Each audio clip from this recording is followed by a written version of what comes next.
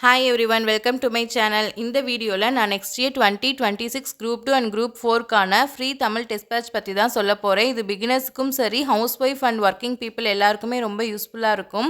Nakkheeran TNPSC channel most of எல்லாருக்குமே நல்லா தெரிஞ்சிருக்கும். நக்கீரன் டிஎன்பிசி சேனலில் இப்போ தமிழுக்கு ஃப்ரீயாக டெஸ்ட் பேட்ச் ஸ்டார்ட் பண்ணுறதா சொல்லியிருக்காங்க.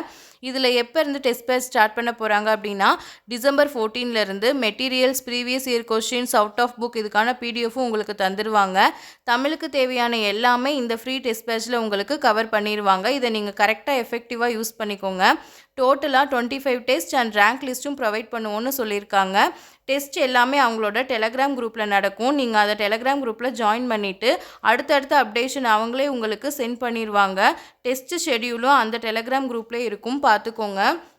இது எந்த ஒரு ப்ரொமோஷன்லாம் கிடையாது. எத்தனையோ பேர் ஃப்ரீ டெஸ்ட் பேட்ச் பண்ணணும்னு நினச்சிட்ருப்பாங்க. ஸோ அவங்களுக்கு யூஸ் ஆகும் அப்படிங்கிறனால தான் இந்த வீடியோவில் இந்த இன்ஃபர்மேஷன் உங்களுக்கு சொன்னேன். ஸோ நீங்களும் உங்களுக்கு தெரிஞ்ச ஃப்ரெண்ட்ஸுக்கு ஷேர் பண்ணிக்கோங்க.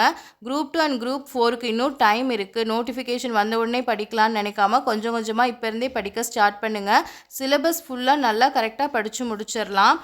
ஹவுஸ் ஒய்ஃப் ஒர்க்கிங் பீப்புள் இந்த டைம் யூஸ் பண்ணி நல்லா படிச்சுக்கோங்க. ஏன்னா இதுக்கப்புறம் நமக்கு எவ்வளோ டைம் கிடைக்கும் அப்படின்னும் தெரியாது.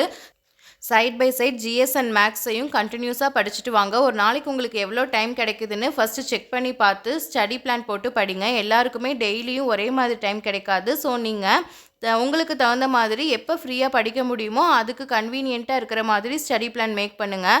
ஒரு டெஸ்ட் பேட்சில் சேர்ந்தால் நிறையா பேர் கொஞ்ச நாள் ஃபாலோ பண்ணுவாங்க, அதுக்கப்புறமா அப்படியே விட்டுருவாங்க. அப்படிலாம் பண்ணாமல் நீங்கள் எந்த டெஸ்ட் பேட்சில் சேர்ந்தாலும் அதை கன்சிஸ்டன்சியாக ஃபாலோ பண்ணுங்கள். ஒரு நாளைக்கு 8 மணி நேரம் 10 மணி நேரம் உட்காந்து படித்தா தான் படிக்க முடியும் அப்படின்லாம் கிடையாது. நீங்கள் 1 hour உட்காந்து படித்தாலுமே எந்த டிஸ்ட்ராக்ஷனும் இல்லாமல் ஃபுல் இன்வால்வோடு படிக்கணும். அப்படி படிச்சிங்கன்னா உங்களாலே கண்டிப்பாக படிக்க முடியும்.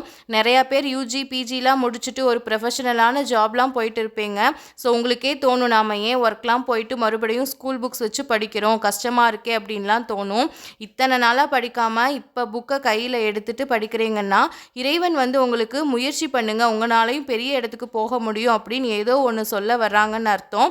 என்ன தான் நம்ம ப்ரைவேட்டாக ஒர்க் பார்த்தாலுமே கவர்மெண்ட் ஜாப் அப்படிங்கிறது எல்லாருக்குமே ஒரு பெரிய ட்ரீமாக இருக்கும். ஸோ அதை நோக்கி ஸ்டெப் எடுத்து வைங்க. உங்களோட கோல்ஸை பெருசாக செட் பண்ணுங்கள். கண்டிப்பாக உங்கள் கோல்ஸையும் ஒரு நாள் அச்சீவ் பண்ணுவீங்க.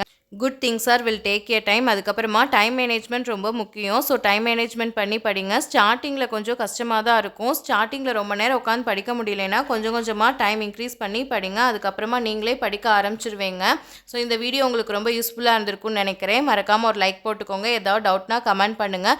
நம்ம சேனலில் நிறைய பேர் சப்ஸ்கிரைப் பண்ணாமையே பார்த்துட்ருக்கீங்க. சப்ஸ்கிரைப் பண்ணலைன்னா சப்ஸ்கிரைப் பண்ணிக்கோங்க. தேங்க்ஸ் ஃபார் வாட்சிங்.